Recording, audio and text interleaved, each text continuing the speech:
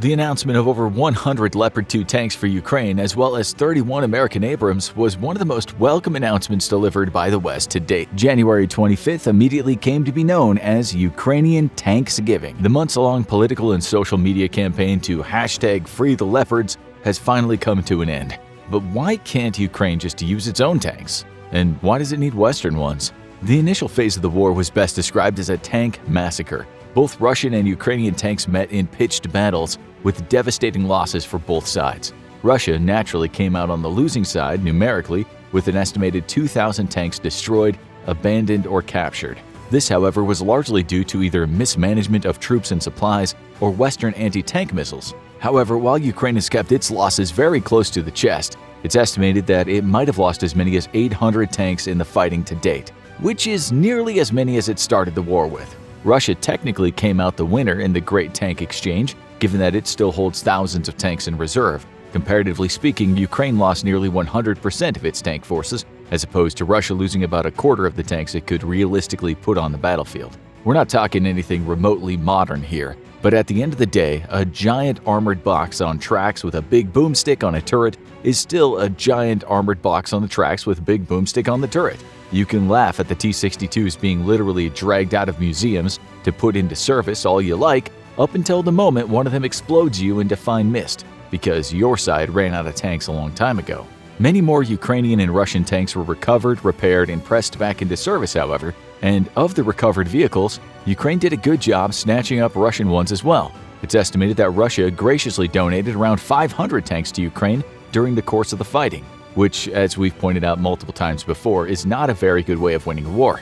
When you've become your enemy's biggest supplier of military equipment by a long shot, you're not exactly on track for victory.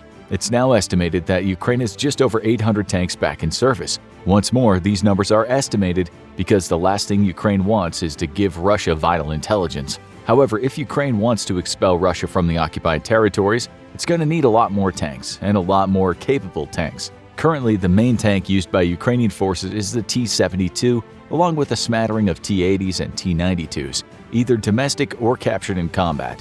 The T-72 is a fine vehicle. It's honestly one of the Soviet Union's greatest hits. While even when fielded during the latter half of the Cold War, it was not truly comparable one-on-one against a Western tank, it's well-protected, powerful, mobile, and more importantly, relatively cheap.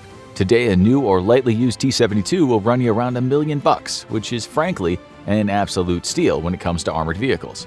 During the Cold War, the Soviet Union and the US-led West took two completely different paths in terms of military strategy and doctrine. The West opted for smaller, more technologically advanced forces, adapting mobile warfare under the air-land battle concept. Agile Western forces would strike at Soviet formations from various different directions at once, while special forces and aircraft struck at the rear command areas to create chaos. This doctrine took advantage of Soviet top-down command structure, and the West knew that it would seriously diminish Soviet fighting capabilities by severing the links between commanders and their field units. The Soviets opted for a more brute force approach. Given their technological disadvantage against the West, the Soviet Union and its allies instead opted to field massive armies and bring overwhelming numbers down on the West. The T-72 was thus the perfect vehicle for this role. It was protected enough to be survivable on the front, while cheap enough to be produced in huge quantities. 25,000 T-72s were built, which is a staggering figure when you consider there's around 2,000 German Leopard 2s today.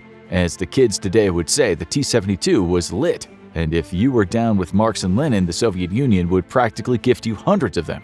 It might not have been the most sophisticated tank out there, but having thousands of these swarming into Western Germany would make a pretty compelling argument for its effectiveness. At the start of the war, and over the next few months, Eastern NATO allies began to donate their T-72s to Ukraine in large numbers. It helped to replenish Ukrainian combat losses. While those NATO members were giving their T-72s away, they were promised replenishment by modern tanks. However, the T-72 is now basically an endangered species. NATO has exhausted all their available stockpiles of its own T-72s, and any from nations willing to sell or donate theirs to Ukraine. Nobody is building new T-72s for Ukraine, and this leaves the nation in a huge bind because as combat drags on, losses will once more mount. If the West can't replace those losses, Ukraine loses the war, with horrific implications for international stability and European security. This means that there's only one option: resupply Ukraine with Western tanks. Ukraine needs Western tanks as a matter of practicality, Given that there's no more Cold War relics left to ship to the front, there's really only one option left. However, Ukraine needs Western tanks because of their superior performance versus Russian tanks. Simply put, German Leopard 2s and American Abrams are a cut well above anything that Russia is putting on the battlefield. As one military commentator noted, Leopard 2s will cut through Russian lines like a hot knife through butter. It's not just Western bluster either. Both the Leopard 2 and the Abrams weigh over 20 tons more than the T-72. And that's not because they're gorging themselves on fast food and freedom. That's an extra 20 tons of armor, armament, and additional support equipment. When you're going up against a tank that's got half your tank's weight extra in armor and armament, you know you're going to have a bad day. Russian observers have called the Western tanks bloated, yet we can't help but notice that none of those observers are volunteering to become tankers anytime soon. The United States has stated it will be removing top-secret armor plating from the Abrams it sends to Ukraine, yet even with most modern armor packages, the Abrams is an absolute monster. Only 9 Abrams have been lost in combat, and 7 of those were due to friendly fire, while the other 2 were destroyed to avoid capture. Considering that the Abrams led the charge in the deserts of Desert Storm against Soviet tanks, we can expect a very similar performance on the battlefields of Ukraine. Likewise, the Leopard 2 has proven itself in combat. Although multiple Turkish Leopard 2s were destroyed fighting in Syria, this might have been due to poor implementation by the Turks. The verdict is still out on this one, and the Turkish military is not offering up any details publicly. Without a doubt, though, the Leopard 2 outclasses anything the Russians have left in their inventory, meaning their smaller numbers will still pack a huge punch. It's not just superior cannons and armor, though, that make the difference for Ukraine. It's the unique abilities of modern Western tanks versus their Russian equivalents. Western tanks have better fire control computers for more accurate shooting, and unlike many older Russian tanks, they can shoot while on the move. The ability of the Abrams and Leopard to shoot on the move is legendary, and the Germans proved it when the Leopard 2 debuted in what is possibly the most German way possible.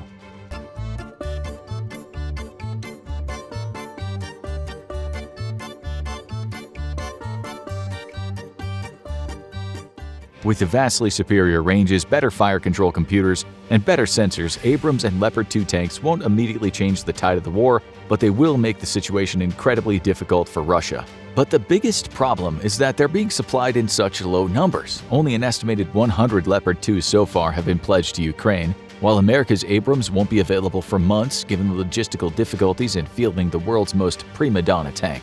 Getting the Abrams to Ukraine will require training Ukrainian maintenance personnel in upkeeping the complex turbine engine, securing a flow of jet fuel, which the tank uses, setting up a resupply network for its ammunition, and qualified emotional support animals and motivational speakers for the daily pep talk the Abrams needs just to start its engine.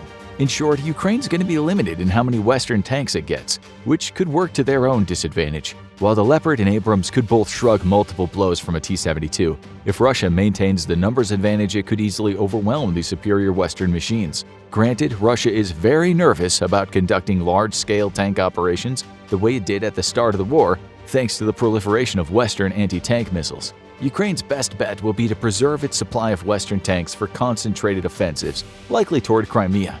Inevitably, Western tank casualties will mount, requiring an ongoing resupply effort from the West. While very capable machines, Ukraine's Leopard 2s and Abrams tanks simply won't be operating in the same environment that they would as part of a Western combined arms army. This means they'll be vulnerable to things such as Russian artillery, which a Western army would use its air dominance to suppress as its armored forces move. The delivery of Western tanks to Ukraine won't be the game-changer everyone's hoping for, but as the war drags on, the continued resupply of these advanced machines certainly will be. Now go check out how Ukraine easily destroyed Russia's Terminator supertank, or click this other video instead.